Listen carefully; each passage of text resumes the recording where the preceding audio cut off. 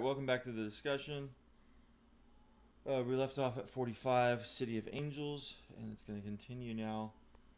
City of Angels is interesting concepts in the movie, good performances by Meg Ryan, Dennis Franz, and others.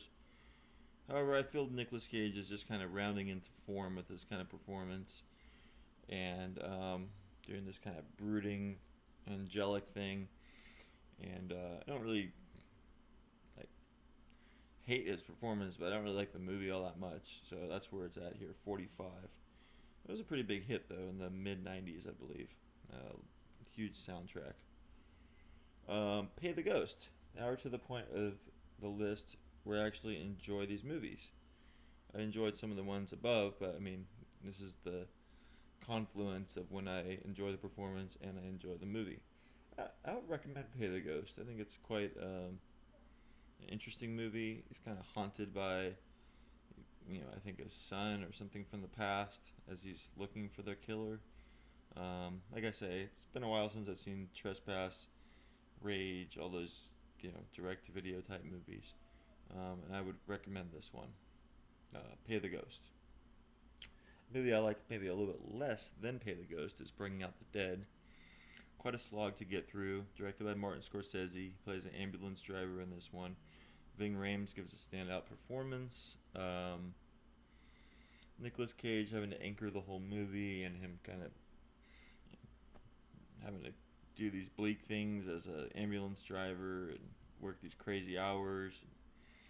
He does a lot with his performance, but it's just not really one of my favorites, and I find the movie to be, like I say, a slog to get through. But one of his stronger performances, had the movie been better, obviously, is the ranking would be. So then we go to National Treasure, Book of Secrets. It's not as good as the first one. His performance maybe isn't as sharp as in this one, but without it, obviously the movie would be quite bad, and it's still quite watchable. Now we get to 41, Captain Corelli's Mandolin. In the early 2000s, a lot of romantic movies being made around this time. Notebook, that type of thing. And had this movie done well, maybe he would have been in more of these type of movies, but it did so bad, and he was kind of panned for it. He's playing an Italian or a Greek, and he goes to an island, and he meets this, local girl there, and they have this love affair. I find that he takes what worked for him and It Could Happen to You and what worked for him in City of Angels and progresses. And that's what I like about him as an actor. He does show progress in these kind of roles. And in this film, I think it was pretty good. Number 41 is Captain Corelli's Mandolin, a World War II romantic drama. Next would be Vampire's Kiss. Kind of almost have to see it to believe it. It's a very strange performance, very strange movie. I like elements of it, some that I strongly dislike, but his performance really evens out the movie. That's 40, Vampire's Kiss. Next would be 39 is Mandy. I know a lot of people really love this movie. I found it extremely brutal and nightmarish, and I guess it means it's a good movie and stuff because it really sticks with you in kind of a negative way, in a way.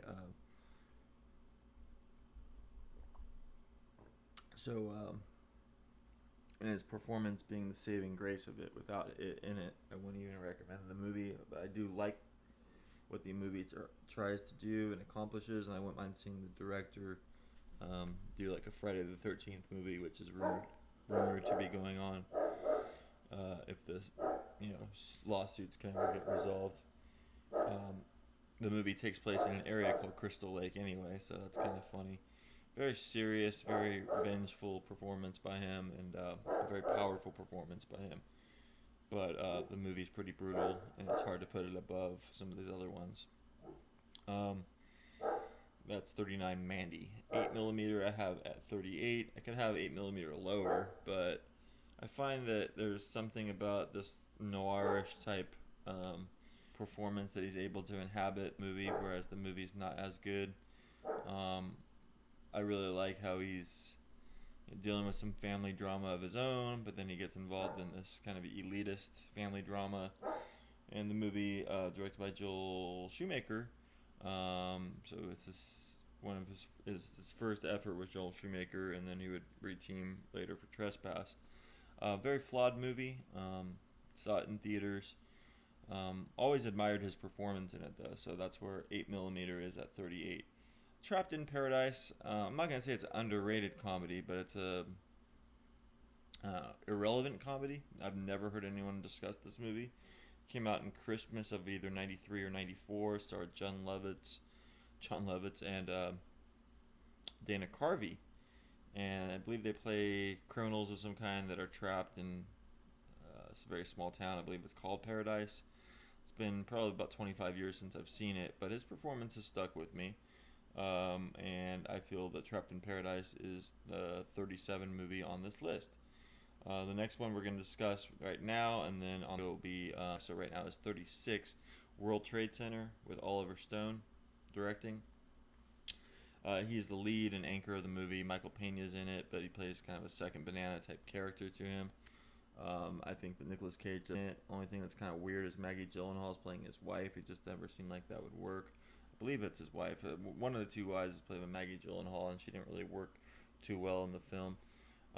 Overall, I saw it in theaters once, kind of just washed right over me. And I do think he has a strong performance, but the movie is just they could have done a lot more with the movie. It's not horrible, but it's not overly memorable either. So that's World Trade Center, the number 36 movie on the list. The next will be 35. Thanks so much. We'll go to the next one.